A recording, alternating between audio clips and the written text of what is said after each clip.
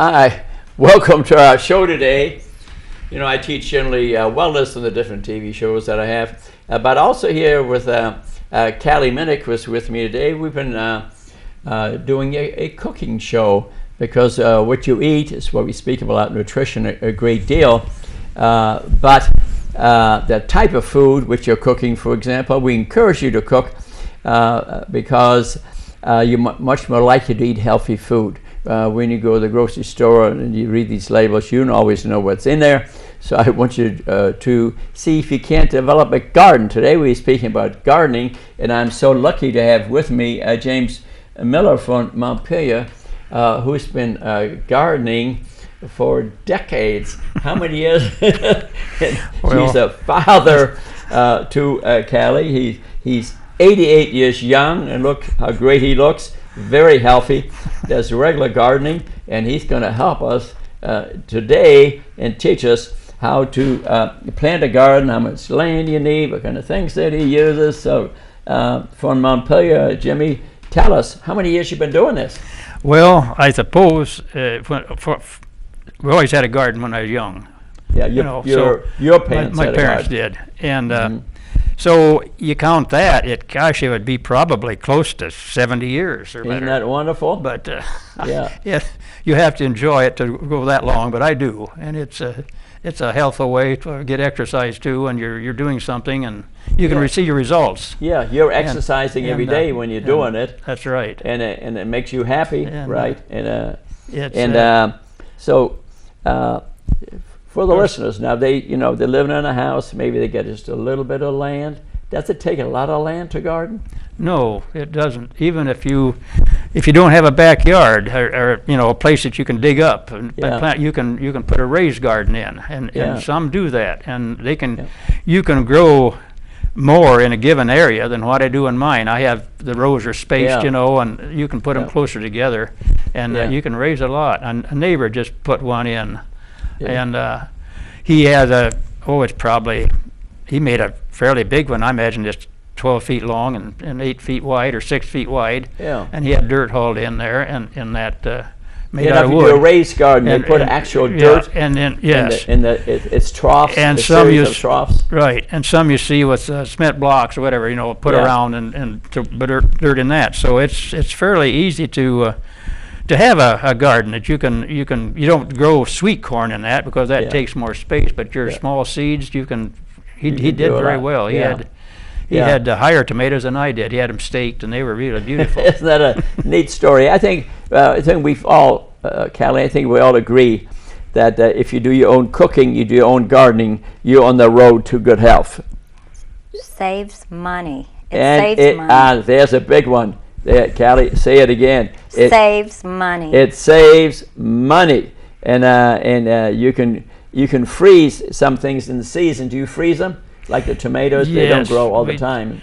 We freeze the corn and peas and some. Yes, my wife still cans tomatoes. Is that right? And not as much as we used to. So you can freeze them. You can can them. Can them. Supply yourself through the winter. The sweet corn especially it comes out of the frozen just about as not as good as when you take it right off the cob. In general, just give me some idea. What are your favorite things that you're growing? Well, I like corn's my favorite. I love to grow sweet corn, but potatoes, sweet potatoes, and white potatoes. Sweet and sweet and white. Yes. Okay. Mm-hmm. And then squash. We have melon, and we grow some parsley and onions. So I like growing onions. And love his onions. if you like flowers, even if you don't like flowers, it's good around the edge of your garden to plant marigolds. Yeah. Because they help. When I first heard it, I thought, well, I just think that might be an old tale, but they keep insects away. Not totally, but they help. But they help. I've heard that too. And you see Amish gardens. You see Amish out, and they always have the marigolds Harlan around. And over in this area, they'll have a lot of flowers usually around the garden. Yeah. And interesting enough, even as a neurosurgeon, I've made house calls probably dozen times in Amish farms. I've learned a little bit about it, and that's been very educational to me. So, do you have a garden almost at all seasons, all year long? Things I can use from, yes. Normally I keep potatoes a year round. You know, we have in the garage. We have a garage that doesn't freeze. I don't keep heat in it. If it's 20 below and the wind blowing up, I'll start a little gas fire in it to keep it from freezing. But I keep the potatoes in there and onions. But every year is different. And this year, my onions didn't keep. You know, they didn't. They were good, but they didn't keep as well. I think it was just too much water. Maybe they didn't get as big either.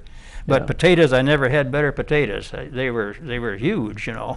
Isn't that great? I mean, that's neat. I mean, let's face it, you get a big potato, you can eat a meal off of there, you know, and you holler it out. I know some of the restaurants here that have, like Sarah's, got huge potatoes, but it depends what you put in there. Right. It can be very unhealthy too, but if you slice it down the middle, throw vegetables in there, I mean, you get a pretty darn good.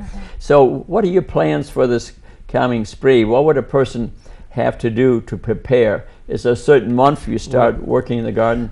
As soon as the weather gets fit, the warm temperatures, and of course the ground it has to be the tilth, it has to be not wet, not too wet, so it works easily. Is it late April or May, or when you start? In our area, it's usually May. You know, you around the middle of May in that area. And you're on the border of Ohio, right on the line. Right on. We're 10 miles from Michigan and 10 from Indiana. Yeah. And if you really want to get into it, and a person should have the soil tested. You know, if you put and you can get this done very reasonable. You can get information from your county agent, and every county has this. Yeah, you mentioned to me, this is very important. You can find out where your county agent is, and they're very friendly. That's what they get paid to do. They're willing to help you. They'll probably even come out, huh? Yes, they would. I'm sure if they they needed, but you can get pamphlets, from here you'd get it from your county or your state, Indianapolis, or we get ours from Columbus. And they have pamphlets and information. And don't forget to use and now people, we're pretty antiquated there. We don't have smartphones, but you can get on that and get just information right now, just on wanting to know the N, P, and K, nitrogen, phosphorus, and potash, and the fertilizer, and how much to use for different crops. And liming is important with the garden. To have the lime, it's good to have the lime up around from 6 to 6.5 in there. So the pH of the soil is very important. Yes.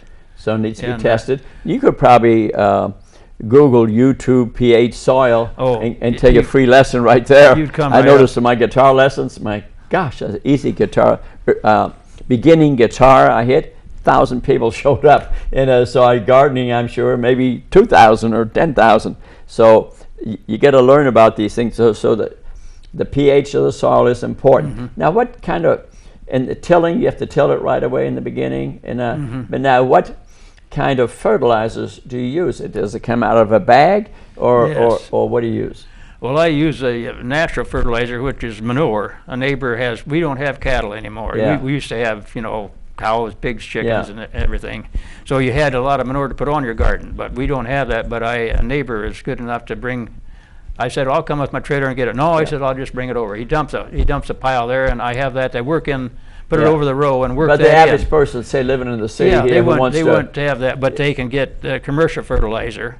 And then they have compost. They'll go to AgriStore or something and buy a bag of fertilizer. They have it there. What does a 100-pound bag cost about? Oh golly, let's see. I had a 50-pound bag, and I think it runs in the neighborhood from now. It's not cheap. It runs from $20 to $25 in that area. Okay. I'm not positive, but I think that was the last I got was in that Would range. That cover your garden pretty much? That would be enough for most gardens, Okay. Yes. So that's a. And then if you're in sweet corn, and I did a little experimenting with that. I was using ammonium nitrate, which is straight nitrogen. After the corn got so high, I would side dress it with that, and I didn't side dress one row. And it wasn't any difference. I didn't weigh it, but the corn looked the same, so I eliminated that because the tilth is good enough, and you can tell. Yeah, the nitrogen is the biggest chemical in the ground, the most important, Yes, right? but it has to be balanced. You have to have your phosphorus and potash has to be balanced too. If you get too much of one, you'll get all stalk and no grain. I got Nitrogen makes the stalk, and then the phosphorus and potash will help. That makes with the sense, grain. doesn't it? I mean, nitrogen, the proteins, and it kind of builds the stalk. So you need the proper balance. Proper balance. That's right. Of the nitrogen, the phosphorus, the potash. That's the most important. Of course, moisture is probably is very. You have to have that. You know. Yeah. You know, when you think of photosynthesis, it's really what we're dealing with. I mean, I'll just take a minute here. This kind of interesting. I encourage anybody to read this photosynthesis. How we capture the energy. I mean, the first law of thermodynamics is energy cannot be created nor destroyed. You know, so what are we doing with the garden? We're picking up the energy from the sun, and through photosynthesis, you know, we're taking CO2 from the air, water from the ground, and the chemicals, the phosphorus, the nitrogen, the potassium, and then there's some other minerals, magnesium in there, and producing carbohydrate, releasing oxygen and sugar, and for energy. So we're transferring energy from the sun through plants to us, and releasing oxygen, which we need, and removing a lot of CO2. And it was interesting that I read too, the plants have stomata, little holes in them, where they pick up water and CO2 to make them grow. But that's the end of that lecture on photosynthesis. Yes. But every plant in the universe has chlorophyll, that's the green part, and has some fat in it, alpha-linolenic acid, to begin with, that helps take the energy and convert it. It's kind of interesting. Enough of chemistry there. That's interesting, but you speak about the solar, and that's something that's here, and there's no contamination in that. It's all here to use, and to use that in place of our fossil fuels, the more we can, the better we are for it. The better we're off. The friendly stuff. So, do you grow some kale? You know, we haven't grown kale, but I know that's something that I'm going to encourage you to do it. All right, go ahead. And the reason being, it's so full of phytochemicals, 25,000 phytochemicals that run the chemistry of our body, and it grows right through the snow. So I'll give you something to do in the wintertime. That would be good. Yeah, I have a friend, the Adams garden up there on by St. Francis. That's quite this is how he makes his living doing gardening, and he's growing kale, and it comes right. Yeah, matter of fact, it's the most delicious kale. If you look at phytonutrients, it's number 1 on the list as being the most healthy. It gets 1,000 points if you look at the Dr. Furman's nutrient dense score. 1,000 points, kale. So yeah, it's full of healing phytochemicals. And then I find out through him, I went to visit him when it had been snowing. It's growing right through the snow, and he just plucks it and eats it. And it's unbelievable. So I encourage you to put some kale out there. You know, you always have a very nutrient. You know. Well, that's interesting. Yeah, I'll do that. Yeah, yeah. And when you have it done, growing through the snow, you call Cali, and I'm going to drive over and look at it. I benefit from his produce. Yeah. I love him. I encourage him to grow kale. Yeah. And so what are your top 3? I mean, onions, I think you said. Onions, corn, and potatoes. Well, now you can do a lot of eating off of that, you know. Yes, you can. Yeah, you can feed a family with potatoes, kale, but you know, you get a salad, you get kale, you get tomatoes, and you get onions, and if you freeze them, and some that you can, beans. You grow beans? There was yes, we go string beans, and I haven't. I like lima beans, but I haven't had the best luck with lima beans lately. But then that's a good one to raise. Yeah, very healthy, full of protein. You don't need to eat a steak every day. You're eating that, and because you heard from my previous lectures that animal meat's really not that healthy. Partly because they're raised full of pesticides, or herbicides. They have IGF-1 cancer factors in them. So to get your protein from beans and onions, and if a woman would eat one big slice of onion every day, and put a cooked mushroom on top of it, you could reduce breast cancer rate 50%. That's awesome. Yeah, it's huge. And while we're speaking about, since it's partially a cooking show, about onions, how do you prepare an onion? Cali, you said his garden always had a lot of onions. How do you cut it? Well, I cut off one end, and then I leave the other end on, because that holds the onion together. And then I score it all the way around. Scoring means putting a mark on it. Scoring meaning slightly cutting around the whole onion, just making a little slit into the outer skin so it easily comes off. And then You take off the covering of the onion? That takes off the covering. And then I slice it lengthwise from one end to the other and lay it cut side down. So now you have two halves. Two halves, but I lay the one side cut side down, and then I slice in the natural grooves of the onion all the way down to the cutting board. And then I slice it through the middle and then make fine or little chopped pieces. Yeah, so you can dice it. And then you can fan it. Then you can fan it. Fanning means? Fanning means just mincing. Yeah, mincing means little tiny pieces. Little tiny pieces. You can throw it in for a salad. Just by holding the knife, with one end, you hold it at the very base of the knife, and then the other end. You push forward and down, right? And you're always push forward and down. Yeah. Yes. Forward and down. That's the way to use one of those big knives. It's just like a little pivoting, pivoting around the area. Yeah, and onions got these natural grooves. You can just follow those. Yes. And I've always loved onions, even eating raw onions. I have too. You know what I like to do is put on a piece of tomato. And then That's great. That's great. And a fresh tomato, I guarantee you. You go to the supermarket, it's a different tomato. Listen to his idea of eating onion in a sandwich. Yeah, go ahead. Onion and mayonnaise and a little mayonnaise and peanut butter and tomato, like you said. Yeah. When tomatoes in season, that's delicious. Yeah, I can feel. I'll tell you, I can feel my neurotransmitters, and I'm salivating from you telling me. Have you ever eaten tomato pie? Ripe tomato pie? No, I don't think I have. You don't know what is good yet. Is that right? You find out.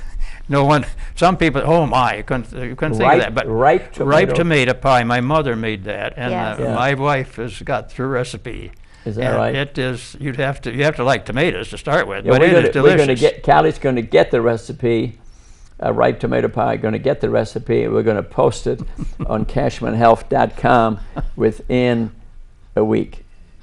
Callie, you got it? I will. You got it. Within a week, we'll put some. But Debbie, I think thing recipes. I cut back on the sugar. I always cut back on the sugar. Because that'd be great. There's not much sugar on it or anything. Well, a little bit. Yeah, we want to keep that. Bit. Yeah, I cut back on the Keep it low. sugar. Yeah, Callie, you put it in there to keep the sugar in, because remember, we listen to my lectures, you'll see that sugar's a booger or a hooker. And we want to cut down on it because sugar is what's making America a little bigger. But some got some dessert. You got to have something that makes you feel good. So some is fine. That's but right. and we want some dessert. But that sounds like a healthy dessert. It is.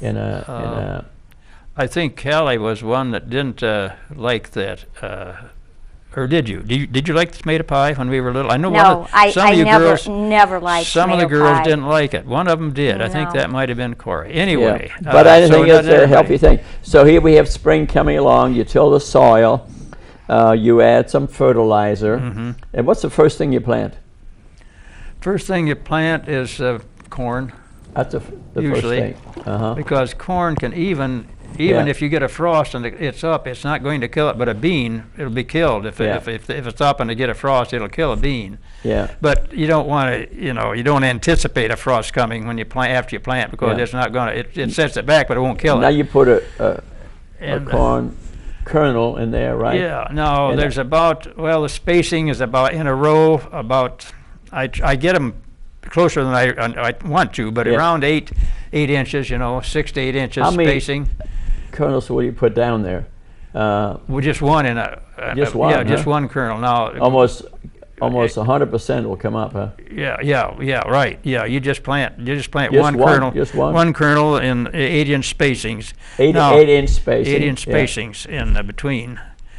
You see field corn now planted, farmer. They'll be closer than that, but your ear will be smaller. You get more of them, but I like a pretty good roasting ear. So when you get it closer, the ear is smaller. 8 inches, and you get a nice 6 ear. to 8 inches. Yeah, so that's put in there in May. Yes, in the May 15th to 20th in there. In August or so, or what's a month you generally harvest? Then you harvest. We had sweet corn this year. Let's see, my birthday was on the 3rd. I think we had sweet corn the latter part of July this year, which is unusual to have it that early. That's good, yeah. But I did plant it early this year too. So yes, it'll take, you can get different germinations, but usually, it runs from 80 to 90 to 100 days. And it sounds pretty easy. Sure.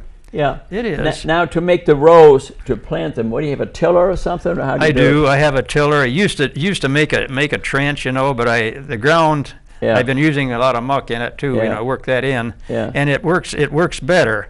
And I use my rototiller to just make a row, and then I just plant in that. The back there's a little. It's a real thin little row thing. Yeah, you just push the kernel in.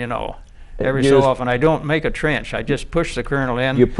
One thing, you save your moisture. Usually your sun's warm at that time of year, and you push it in with your finger. Yeah, just push it in about. Sweet corn should be planted about. How deep you said? So it's 8 inches between about 8 and just an inch. And an inch deep, yeah. And so boy, I've learned stuff here. And, so 1 inch, you just push in with your finger. About 8 inches apart. Right. Yeah. Man, I'm a gardener. I'm ready to go. Sure, you can. I even could do it. I did it a little bit. That sounds easy. Okay, what's the next thing you plant? Next thing we plant is peas. They're early. They need to put in early. Yes, peas have to be put in early. And those are planted in they're closer together, but I'd say plant those probably 3 inches apart. Okay, spacing. Peas 3 inches apart. Yeah. How deep? Half inch to an inch. Half inch. Little, yeah. Okay, it depends a little bit on the moisture. You want where the moisture is. If it happens to be drier, you put them a little deeper. Yeah. Again, with your finger, right? Yes. Okay. Yes.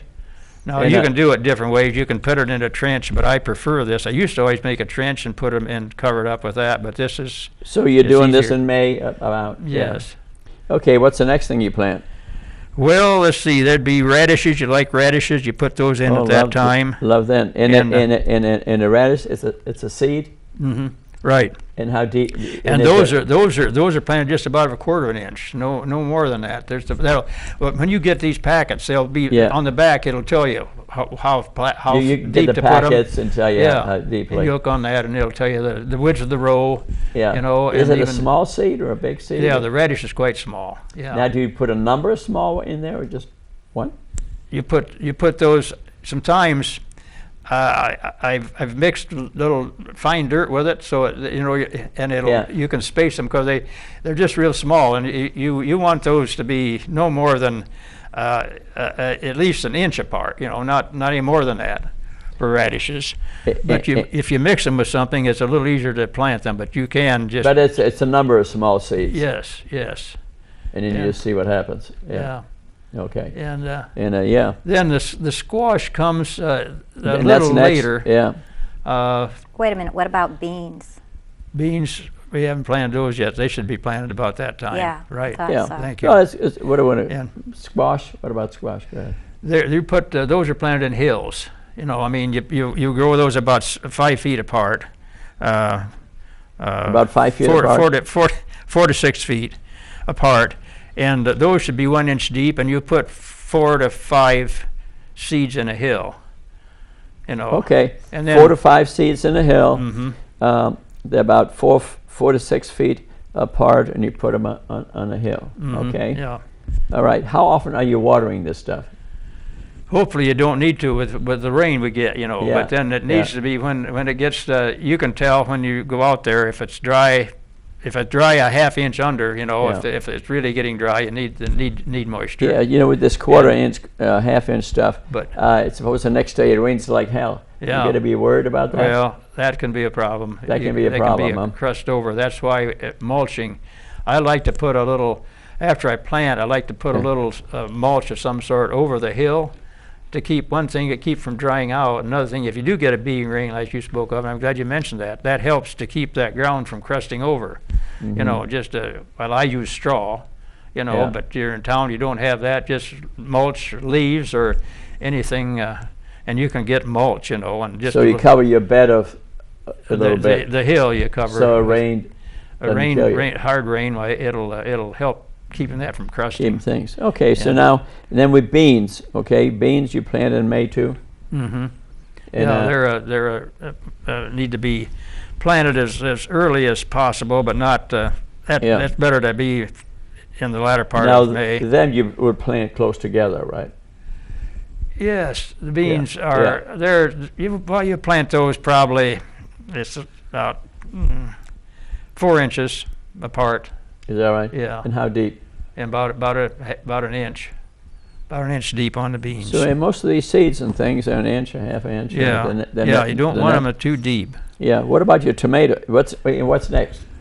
Well, tomatoes would come in there. You'd want to. Of course, I don't raise those from seed. I usually buy the tomato plants. You know, you can get those and plant those. But you can get seeds and plant them. You know, put them in a window box and grow them. You know. Yeah. You grow peppers too, don't you? Yeah, green peppers. Yeah, and the tomatoes. How tall when you put them in the plants? Probably 4 inches, you know, tall. 4 inches. Okay, that's a good one. The height that they are when you get them. It depends. Sometimes if you plant them too big, then they'll stop the. Okay. The top will drop over. And then you put in some peppers too. Mm-hmm. Are those plants or seeds? Peppers? Those are plants.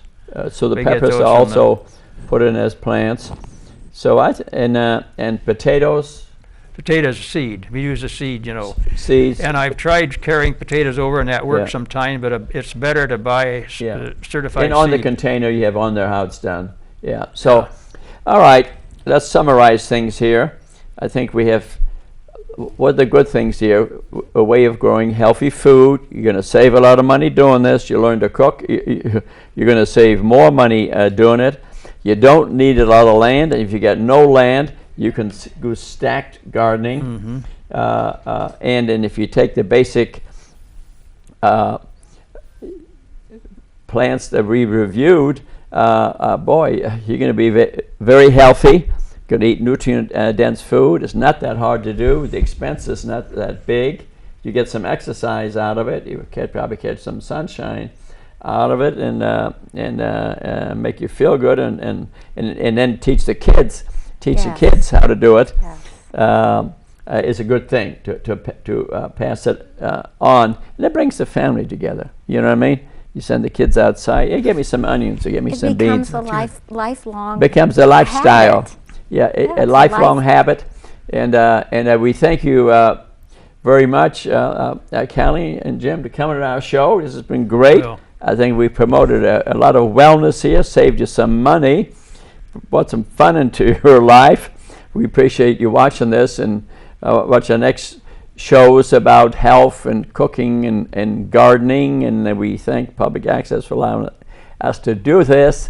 Send us a letter, note, look at cashmanhealth.com. A lot of free these shows, and you could watch maybe 200 of them. We love you very much, and namaste, Namaste. And very nice, Jim, that you came here. And look at this, 88 years old, and he's healthy as can be. And